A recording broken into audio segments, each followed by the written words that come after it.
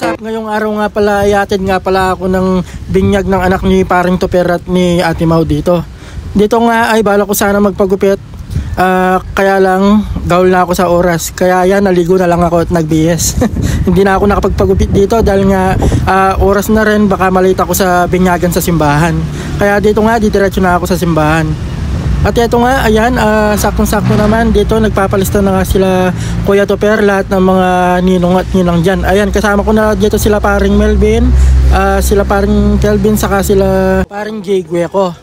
At dito nga, ayan, bali nililista na nga nila Kuya Toper yung lahat ng mga magiging ninong at ninang kay Baby Taddy. At dito naman ay ayan, sinasabit na nga ni Kuya Toper yung mga listahan dito.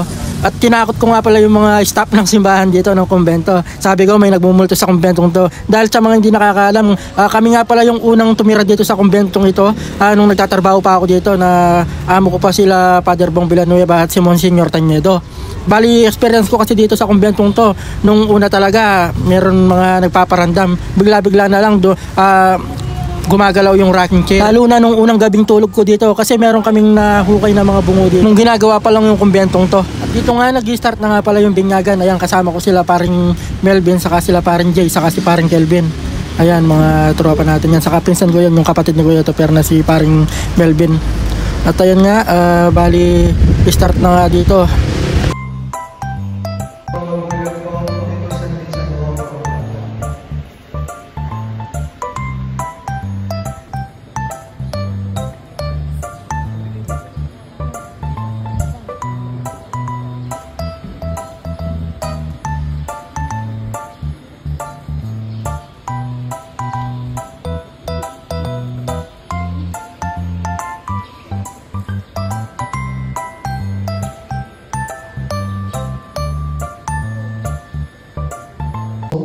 Adagdakin ang karangalan ng mga anak ng Diyos. Naway manatiling wagas at walang bahid-bungis ang kanilang karangalan hanggang matang nila ang buhay na walang hanggan. At bali dito nga, ayan, bali magsisindi na nga kami ng kandila dito. Huwag nyo na lang pansinin yung tigyawat ko sa malapit sa mata ko. Medyo lumalaki na. Ayan, bali nagsindihan na nga kami ng mga kandila nitong mga kumpare ko. Ayan, si paring Jay. Follow nyo siya sa kanyang page, Jay Gueco, kaya Jerome Gueco. Ayan, sila Kuya Melvin. Ayan, sila paring Toper, saka yung asawa niyang si Ate Mau. Yung sa harap ko pa lang to, sila Maring Susan. Shoutout nga pala sa mga Cordero Sisters. Sa mga meron nga pala daw silang school diyan sa may Santo Rosario. Yung mga batang mga anak nyo, yung mga chikiting, kung gusto nyong enroll dun sa school nila para mga matuto ng mga activity, ayan, meron sila diyan. Sa may located lang pala yan sa may Santo Rosario daw. Yan, bali nakakuan kasi diyan yung mga yung pamangkin ko na anak ni Nicolas. At ayan na nga, tapos na nga pala yung binyagan. Bali dito nga, magpipicture muna kami, magpicture tagging muna kami mga ninong at ninang. Kasama sila paring Toper at si Maring Mau. Ayan, bali dito, magsosolo-solo na kami dito.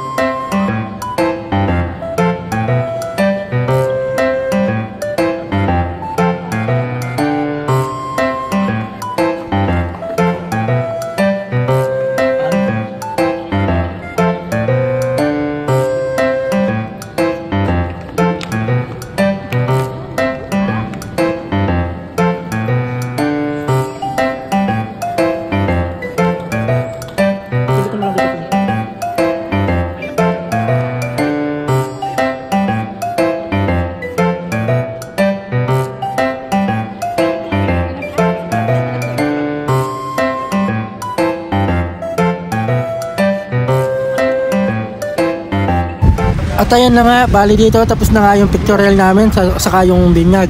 And then dito, dadiretso na nga kami dun sa venue, kina Kuya Toper din sa bahay nila. Dahil dun namin gaganapin yung venue.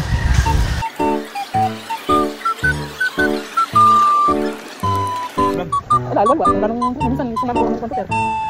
Kaya ba't ka mo to?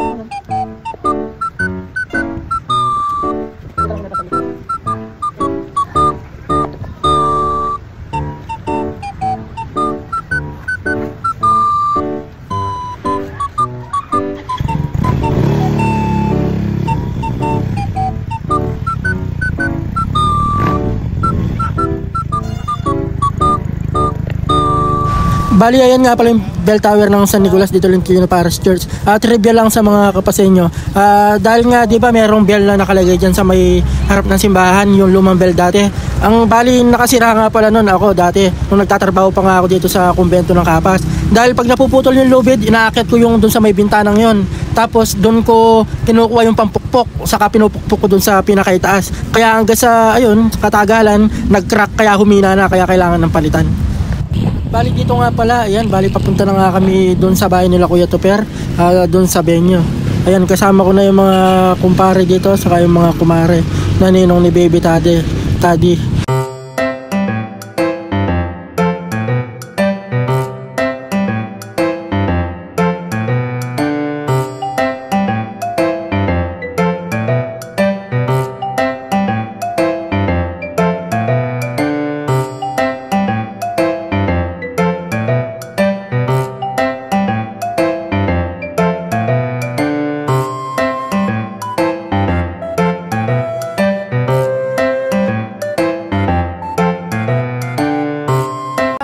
Kami dito sa bahay nila Kuya Toper, ayan, kasama ko sila paring Jerome, saka yung iba pa namin mga kumare at kumpare. Ayan, at ang kasunod nito, syempre alam nga, chibugan na. And then after ng chibugan, syempre hindi mawawala yung inuman dyan mamaya. At ayan na nga, dahil nga medyo gutom na ako, kaya ayan, sumibog na kaming dalawa dito ni paring Melvin, ay baka paring Kelvin pala. Ayan, medyo gutom na rin talaga ako dito. Para na sa ganun, bago uminom, may laman yung tiyan. Alright. At ayan na nga, ayan, sinimulan na nga namin yung toma-toma dito. Nang sa ganun, maaga rin kaming makapagpahinga. Ayan, kasama ko yung mga kumpare namin dito. Yung iba, hindi uminom ng Red Horse, hard talaga yung gusto nila. Ayan, pero kami nila paring Jerry, Red Horse lang yung tinitira muna namin dito. Sila paring Tanso, bali Hard Alfonso, yung tinitira niya dahil bawal siya sa, sa Red Horse. Ayan, shoutout paring Tanso, ay paring Minsan.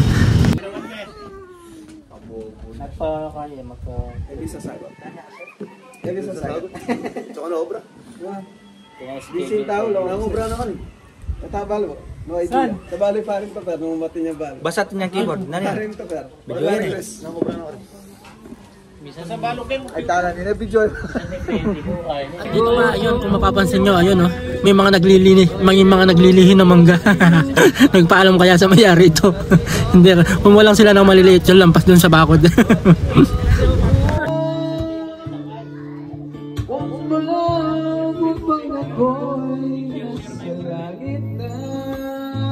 At dahil nga meron mangga, ayan, syempre meron bagoong. Kaya nang humingi na rin ako ng sili dito. Nang sa ganun, may lagay ko dun sa bagoong. Ayan, oh. At inabot na nga kami ng gabi dito. Ayan, kasama ko sila paring Tanso, sila paring Melvin, saka sila paring Raymond, saka sila paring Jerry.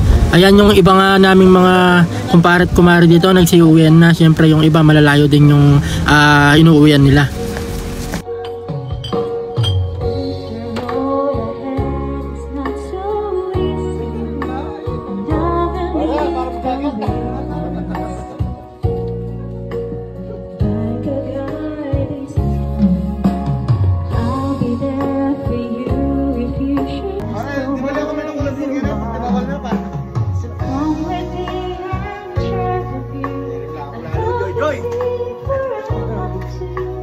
At dito nga nakaabol pa tong sila Kuya Tyson, pati sila Ate Dayan, kasama yung mga pamangkin namin. Ayan, kaya dito pinakanta muna namin dito yung pamangkin kong si Lolita. Ayan, baka winner ng yan, tawag ng tanghalan ng Kapas yan.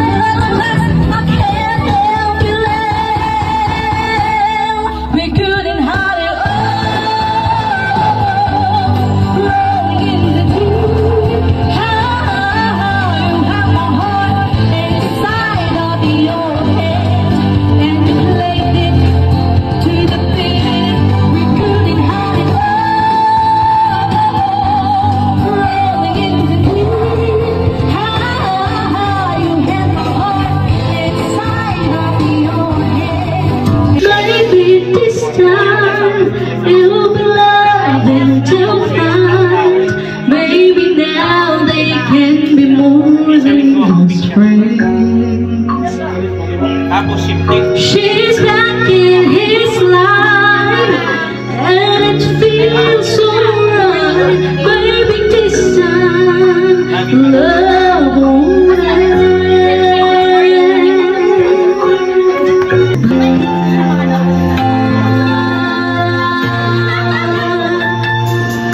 At dito nga, dahil nga medyo gabi na at may pasok pa sila parang Jerry bukas, kaya ayan, mauna na nga silang umuwi dito. Kasama nga pala niya yung mga pamilya niya, pati yung mga, ayan, yung mga anak niya, saka sila parang Tanso. Bali, sasabay na sila parang Jerry, kaya yung parang Tanso.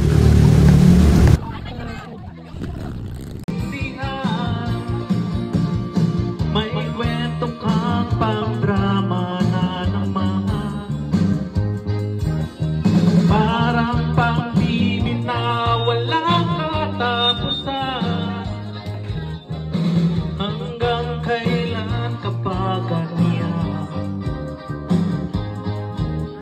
Hindi mo ba alam na walang pupuntahan ang pagtiyaga?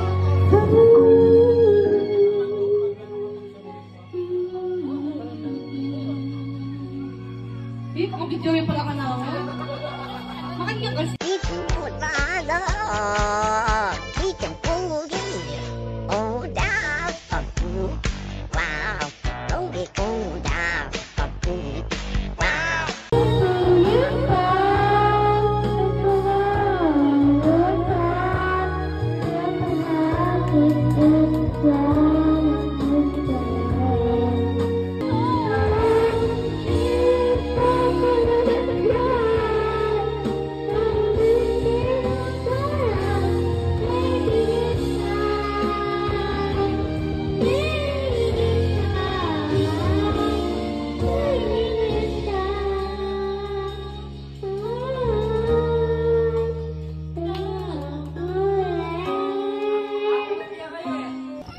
At ito nga, si Bali sila Kuya Tyson din, mauna na nga rin silang umalis dito dahil maaga pa yung biyahe nila dito. Kasama niya dyan yung mga pamangkin ko, saka sila Ate Dayan. Ayan o, ayun yung isang pamangkin na bunso nila Kuya Tyson. Mayabang yan. Ayan sila Ate Dayan, pati yung asawa niya, saka yung pamangkin ko si Starla. Bye bye! Tara magsinta mo pa ako nagyakay. Ikaw na balan.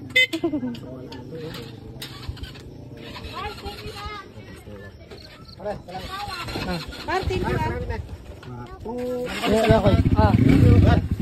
Tara. Kaya malakong ka? Wah, muli na ako rin ganyan. Ayan. Bye-bye tayo. Oh, para. Ingat ha. Nakakalala. At dito, bali kami nang apil lang pala nila Kuya pero naiwan, saka yung bayaw niya, yung asawa nung kapatid ni Ate Mau. Bali dito, tinutulungan lang namin magligpit-ligpit ng konti sila Kuya pero nang sa ganun, wala na silang ganong iligpit para bukas. And then, maya-maya uwi na rin ako. Bali, happy christening, baby daddy, welcome to the Christian world. Alright, God bless, baby.